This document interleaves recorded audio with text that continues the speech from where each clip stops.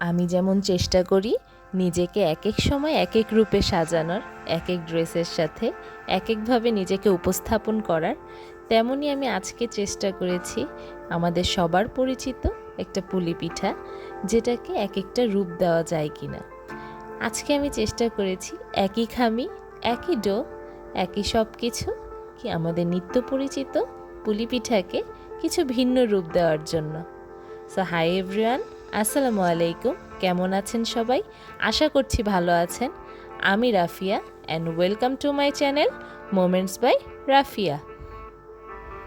আজ আমি একই ভিডিওতে কয়েক ধরনের পুলি পিঠা বানিয়ে দেখাবো, দুটি ভিন্ন ধরনের পুর দিয়ে। তো চলুন শুরু করা যাক।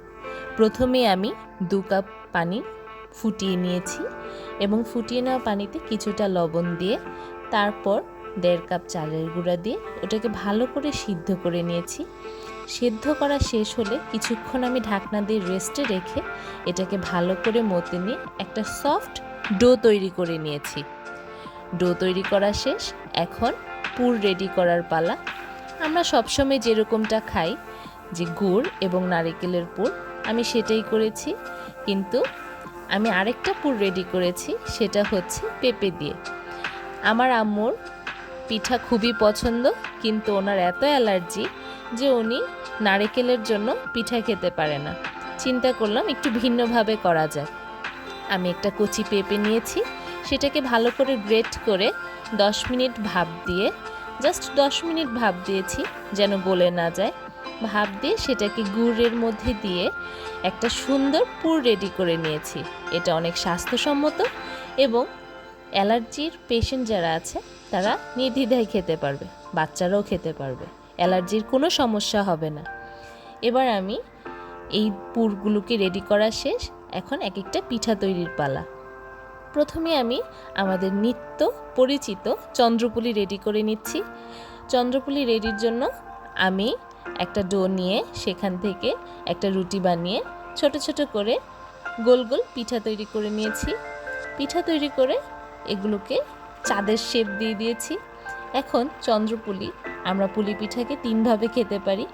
দুধে ভিজিয়েও খেতে পারি, ভেজেও খেতে পারি এবং ভাপে দিয়েও খেতে পারি। আমি 3 ভাবেই করে দেখাচ্ছি। আমি প্রথমে ভাপে দিয়েছি, তারপরে ভেজেছি। এখন আমি দুধ পুলিটা করে দেখাবো। সেই জন্য আমি 2 লিটার দুধকে জাল করে 1 লিটার করেছি। তারপর এটাতে আবার গুঁড়া দুধও দিয়েছি। গুঁড়া দুধ দিয়েছি হাফ কাপ গুঁড়া দুধ, সামান্য একটু চিনি, তারপর আধাটা গুড় দিয়ে এটাকে ভালো করে জাল করে নিয়েছি এবং সাথে দিয়েছিলাম এলাচ এবং দারচিনি দিয়ে ভালো করে এটা জাল করা শেষ। অ্যান্ড দেন আমরা পুলি পিঠাগুলোকে দিয়ে ভিজিয়ে ফেলেছিলাম।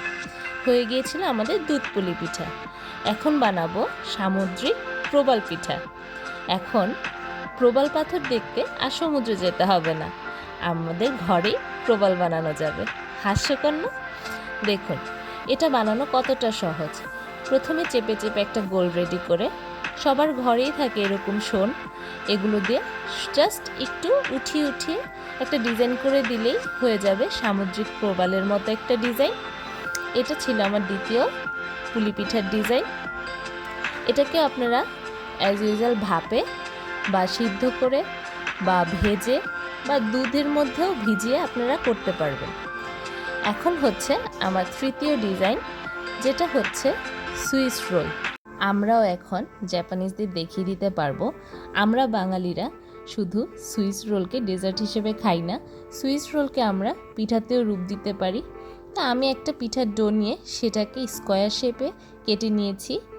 কেটে নিয়ে সেটার মধ্যে আমি একটা পুর ভালোভাবে ছড়িয়ে দিয়ে এটাকে ভাপে দিয়েছি। দেখুন কতটা ফুলে উঠেছে। ভাপে দেওয়া শেষ, এখন এটাকে কেটে নেওয়ার পালা। কেটে নিয়ে দেখুন এটা কতটা সুন্দর হয়েছে। এখন হচ্ছে আমার চতুর্থ ডিজাইন, যেটা হচ্ছে কদম পুলি।